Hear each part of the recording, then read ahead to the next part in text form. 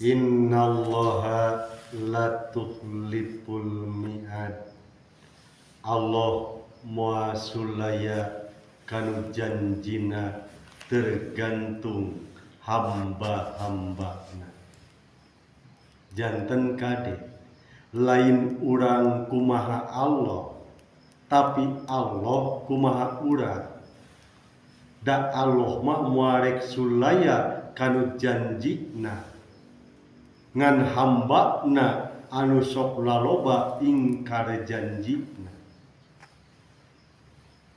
Loba namprak, loba bebeja kasusah ka Allah, tapi urang teu surti teu ngarti ka Allah.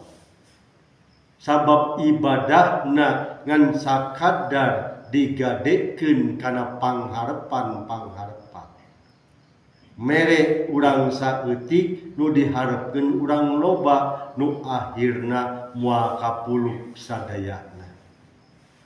Tapi lamun urang ikhlas, lamun urang ridho jeung sadar yen urang gubrag ka alam dunya jang ibadah kalawan ibadahna nganggo asma Allah anu sayaktina tinangtu bakal ngajadikeun kabagjaan jeung kabahagiaan. Sabab Allah Pangeran Kudrat Sajati nu nyaksi dina dirina moal bade ingkar janji.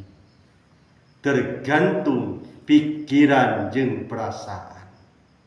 Lamun pikiran urang, perasaan urang ngan sakadar ngarasakeun kasusah jeung kabingung, pasti bakal diijabahna kasusah jeung kabingung.